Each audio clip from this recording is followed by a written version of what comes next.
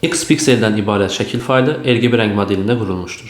Bu şəkil faylının piksel sayını eyni saxlamaqla rəng modelində 65536 rəngli paletraya dəyişsək, faylın həcmi necə dəyişər?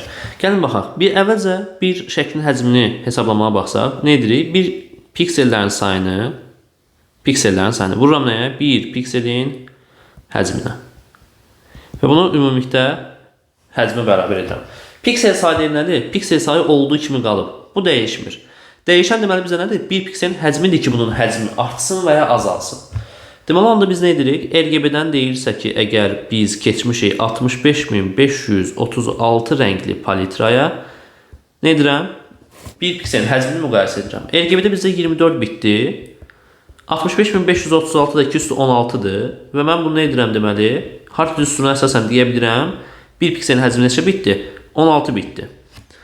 24 bitdən 16 bitə keçibsə, deməli bu 1,5 dəfə azalıb.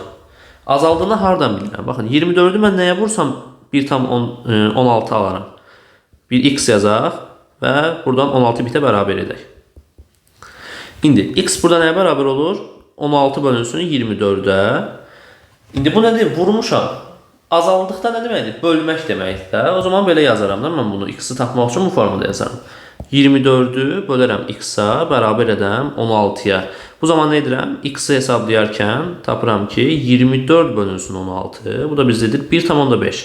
Deməli, nə etmişəm mən? Həcmi 1,5 dəfə azaltmışam. Cavabımız olur A variantı.